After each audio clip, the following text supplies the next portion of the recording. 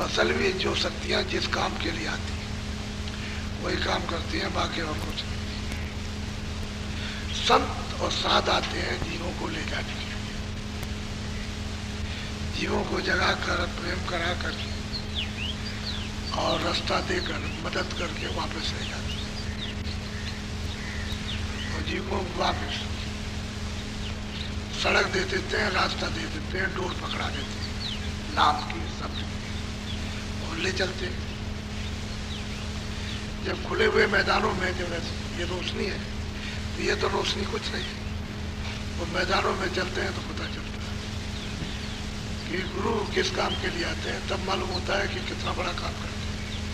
उसको ले जाते हैं, ब्रह्मा से मिला दें, ईश्वर विष्णु से मिला दें, शिव से मिला दें, ईश्वर से मिला दें, ब्रह्म से मिलाए, पार ब्रह्म से ले जाते हैं। दर्शन सबका कराते हैं, छोड़ते वो किसी को नहीं। तब वो गुरु की महिमा वो गाता है, ले जाते हैं पार उनका दर्शन कराएंगे महाकाल और वापस ले जा करके अपने देश में जो सच्चा शहंशाह, जो सच्चा बादशाह है, जो सच्चा माता,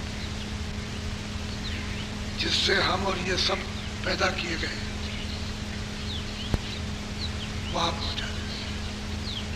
उनको कहते हैं संत और साध।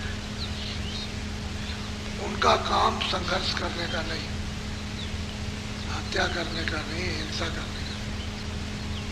उनका काम जीवों को जगाना और निर्मल करना, साफ करना, यानी गुनाह पापों को माफ करना, धो डालना और फिर ले जाना। उनका काम ही यही रहता। तो आप क्या समझ सकते हो? इसलिए तो महात्मा आए, लोगों ने उससे लाभ नहीं ले पाया। क्यों? कि उस समय पर जानते नहीं थे। जब उन्होंने आकर के रास्ता जारी किया तो कुछ ही लोगों को यकीन विश्वास, तो जब ऊपर से आते हैं तो समाज उतार ले आते हैं, उधर से जीवात्मा लोगों को ले आते हैं सारे। कोई कलकत्ते में, कोई इधर, कोई देहात में, कोई कहीं, कोई कहीं जन्म दिलवा दिया। और जैसे ही उनका जन्म हुआ, बड़े हुए 12 वर्ष से ऊपर, तो बस धीरे से किसी वसीले जरिए से बुला लिया और फिर उनसे भक्ति भाव, फिर जीवों का जागरण होता है, फिर वो संस्कार डालते हैं जीवों पर। जब तक संस्कार परमार्थ के घर में जाने के लिए पड़ेंगे तब तक ये उठ नहीं सकते। तो संस्कार डाल करके, संस्कार डाल के इनको शुद्ध साफ करके हर तरह की मदद करते हैं, तब ले जाते हैं। तो आप ऐसे लोगों को क्या जानेंगे? ना आप राम को पहचान सकते हैं, ना कृष्ण को, न देवी देवता को पहचान सकते हैं। अब वो लकीर के फकीर, तो उससे तो जीवात्मा का कोई भला होने वाला नहीं। ये तो शारीरिक कर्म है, उसका आपको अच्छा बुरे का फल मिल जाएगा। शारीरिक आपको फल मिलेगा, आत्मिक फल तो मिलेगा नहीं। तो आपको इसका ज्ञान हो जाए नहीं, जानते नहीं। इसलिए सबका अलग अलग काम। जीवात्माओं को ले जाना वो साध संतों का काम, वो सर्वोपरि होते हैं। और ये जो संहार कराते हैं, ये अपने जगह जगह से शक्तियाँ आती हैं, तो बस करा के बस वो तो वापस हो गई वहीं, वो तो पहुँच गए। जब वो पीरियड समाप्त हो जाएगा तब वो यहाँ आएंगे। वह चले गए, वो आप तो हमेशा के लिए चले गए। फिर आप ये तो नरदेही किसी काम में नहीं आई, ये तो खत्म हो गई। और फिर नरदेही जो अपराध लग गया उसको भोगना, उससे मिलना नहीं। फिर वो लोग अपनी छोटी बड़ी जो व्यवस्था बिगड़ी ठीक ठाक करके और सफाई करके थोड़े लोग रह जाते हैं, और बस फिर उसके बाद नियम से जमीनें खाली पड़ी, मकान खाली पड़े, ये वो कुछ थोड़े लोग रहते हैं। इन्हें गुने 20-20 मील तक तो दिए जलते हैं। कोई मिल गया नहीं, जंगल के जंगल ऐसे। तब तो आप लोग ये तो जानते नहीं हो, ये भेदभाव तो कुछ ज्ञान समझते। लेकिन ये है कि जब करोगे तो ये सब चीजें जानने लगोगे, अनुभव में आ जाके देखने। वो तो ज्यों की त्यों दिखाई देती है, क्योंकि जब ज्ञान दृष्टि जगेगी तो जीव की, तो असली बात तो यह है कि जीवात्मा जन्म मरण की काल कोठरी में है। इसको जन्म देना, यानी इसको जन्म मरण से बचाना। जन्म देने का मतलब यह है कि जन्म मरण से इसको परे ले जाना, ये परे हो जाए, न जन्मे न मरे, तो उसके लिए रास्ता।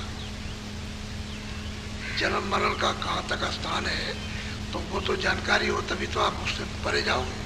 जब जानकारी आपको नहीं है कि भाई यहाँ जन्म यहाँ मरण खत्म होता, तो आप परे कैसे जाओगे? तो जा ही नहीं सकते। इन्होंने कोई भेद नहीं बताया। ज्ञान की बात, ध्यान की बात बहुत की, लेकिन रास्ता कुछ नहीं, वो कुछ नहीं। काम कराने के लिए बहुत परिचय दे दिए, क्योंकि परिचय नहीं देंगे तो परिचय में फिर लुभाएगा नहीं। तो परिचय दे दिए, काम करा लिया, बस।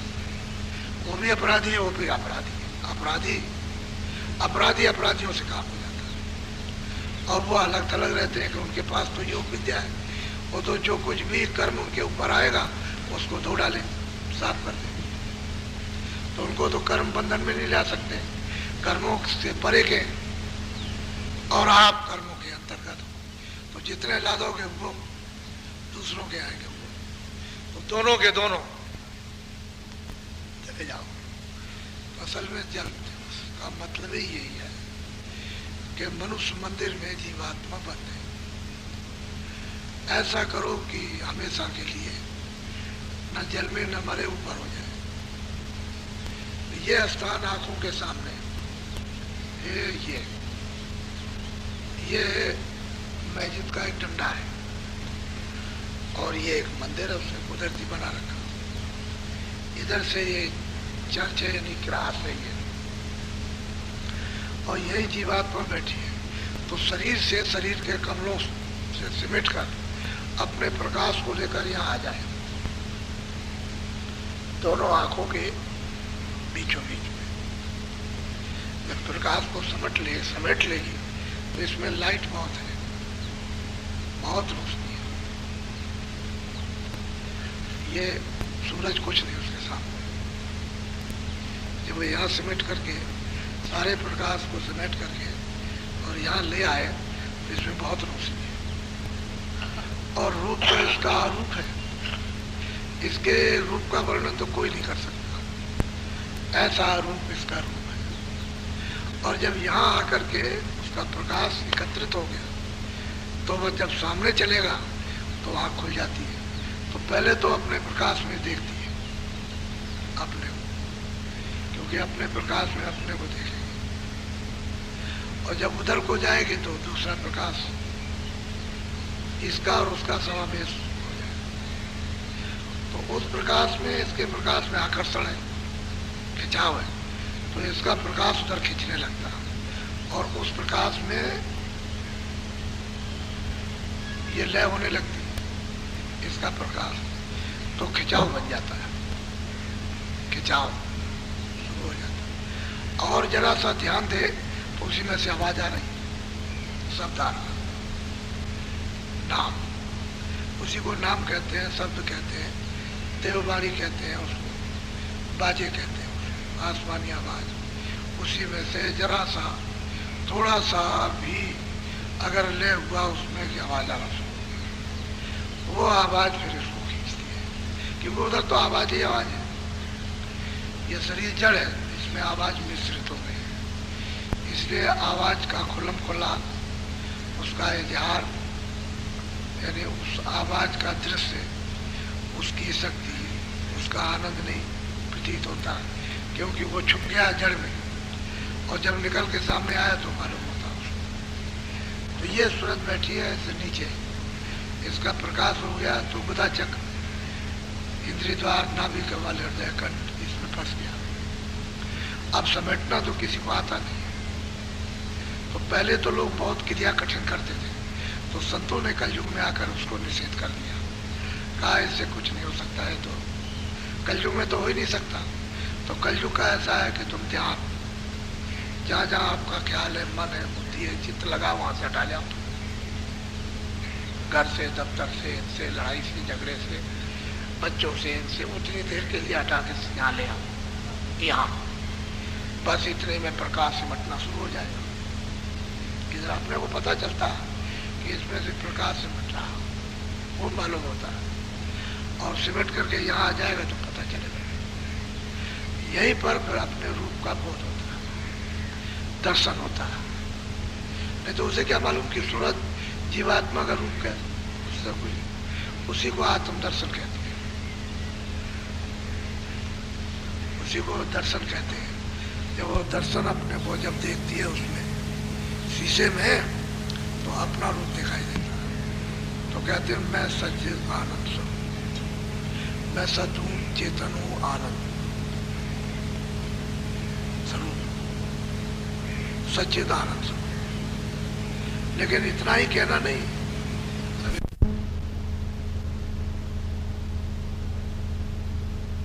तो आगे बहुत कुछ है, अभी तो शुरुआत उसकी।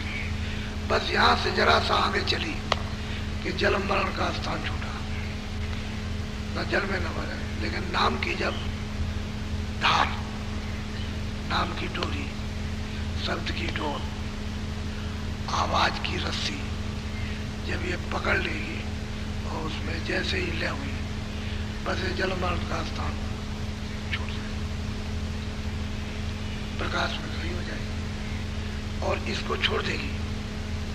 यह स्थान जो है दोनों आंखों के, यानी बीचों बीच में बैठी है, ऐसे छोड़े गए थे, चली जा रही है, अपने पिछड़े को देख रही है कि इसमें से मैं निकल के आई हूं, और देख रही है चली जा रही है। जैसे गाय अपने बच्चे की तरफ ऐसे ख्याल रखती, ध्यान रखती, बच्चे को याद करती, ऐसे वो दृष्टि से पिछड़ा दे।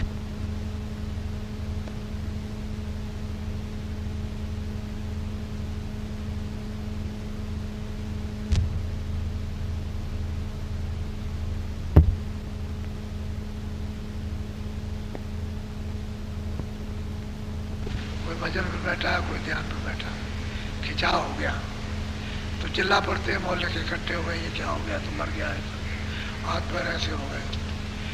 तो उन लोगों से कहा जाता है ऐसी स्थिति किसी प्रेमी की, स्त्री पुरुष की हो, चुपचाप पड़ा हुआ, उसको प्रारंभ नहीं किया, थोड़ी देर के बाद अपने आप चिल्लाइए, चिल्लाइए मत, अपने आप जाग जाएगा, अपने आप आंख खुल देगा,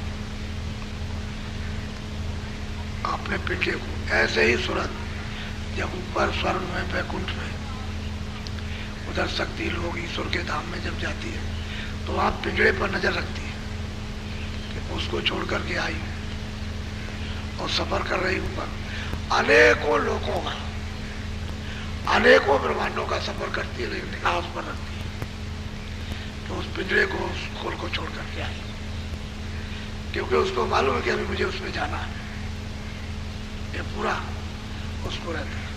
अब घूम के वहां से जैसे ही गुरु का आदेश हुआ पौड़, ऐसे जैसे मतलब यह है कि इतनी तेज रफ्तार कि जैसे ऐसे गई और ऐसे आई, बस, और फौरन पिंजड़े में सो गई, बैठ गई आकर, देर में आँख खोल दिया, चेतना आ गई, फिर उठ के बैठ गई। ये उसकी धीरे धीरे धीरे रमा स्थिति, आएगी जाएगी, आएगी आएगी जाएगी, आएगी जाएगी। ऐसे ही जब वो लिंग शरीर छोड़ती है स्वर्ग वैकुंठ में और ऊपर सूक्ष्म शरीर में जाती है, तो दोनों को रखती है, लिंग शरीर भी देखती है कि यह छोड़ा, और नीचे भी देखती है कि मैंने ये मृतलोक में पिटना छोड़ दिया, इससे भी निकल आई, इससे भी निकल आई, यानी पूरा जानकारी में रहता, दिखाई देता है पूरा का पूरा। ये लिंग शरीर है, वो स्थूल शरीर है, और वो उधर घूमती है, उधर सूक्ष्म शरीर में घूमती है, सब लोगों में जाती है, निगाह रखती है, और वहां से सब दिखाई देता है। ऐसे ही ईश्वर का फिर दर्शन करते हैं। तो रास्ता और जगह से कहीं से नहीं है, वो वहीं से होकर के रास्ता, उन्हीं में होकर के रास्ता, इधर उधर से नहीं। इधर उधर के रास्ते को तो कोई जान ही नहीं सकता। वो तो जब पूरे पुरुष होते हैं वही उस रास्ते को जानते हैं, और कोई नहीं जानता। तो जब रास्ता आपको नहीं देंगे तो जा नहीं सकते होगे। तो जब दर्शन दीदार करती है, इतना सुंदर ईश्वर का महल है, महल यानी मंदिर, इतना सुंदर चर्च कि उसकी क्या शोभा वर्णन की है।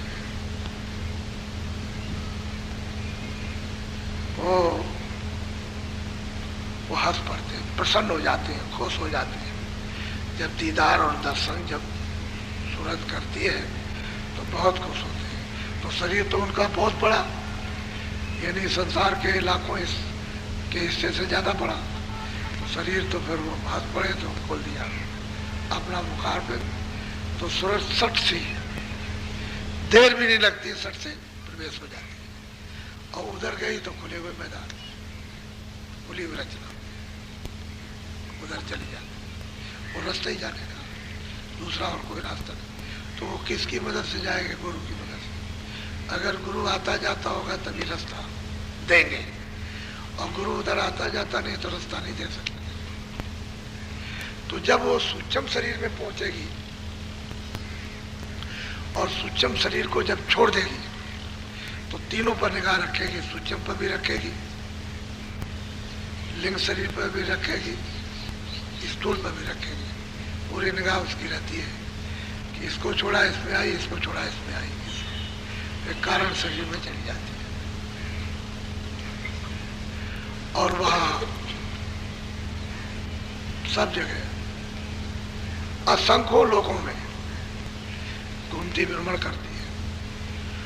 और जैसे ही आदेश मिला फौरन बाज इतनी तेजी से झपट्टा क्या मारेगा, शर्ट इसमें से इसमें, इसमें से इसमें पट,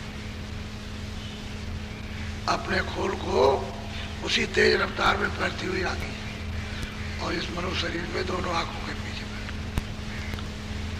उधर में जब उधर है ब्रह्म, उसका साक्षात्कार दीदार दर्शन करते हैं। तो उनका इनके महल से, इनके मंदिर से बहुत अद्भुत उसने महल, उनका महल है। अब वो जो देखेगा वो तो कहता, कोई कहता है ये है वो है, ऐसा उससे कुछ नहीं, देखने वाले बताते हैं उसको, तो वहां देखते हैं, दर्शन करते हैं। दर्शन वहां से ऊपर से आवाजें आ रही है, उनको सुन सुनकर इतनी मस्त होती है, इतनी उसको ताकत मिलती है, शक्ति मिलती है, इतना ज्ञान उसको प्राप्त होता है, इतने आनंद की वर्षा होती है कि इतनी मजबूत प्रौढ़ ऊपर आवाजें सुन रही है। तो जब दीदार दर्शन करती है तो वो भी प्रसन्न होकर मुख खोल देते हैं, रास्ता दे देते हैं।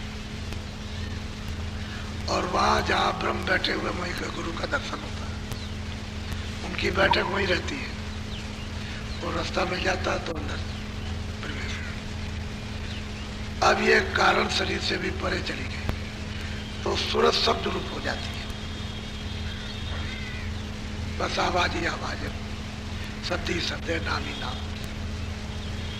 और इन चारों शरीरों पर उसका पूरा ध्यान है कि कारण को छोड़ा, सूक्ष्म को छोड़ा, लिंग को, स्थूल छोड़ करके आई, वो सब वहां से देखती रहती है। और जब उधर से वापस लौटी तो पूरी शब्द की धार को लेकर आती है, वहां से याद ओत पोत हो जाता है उधर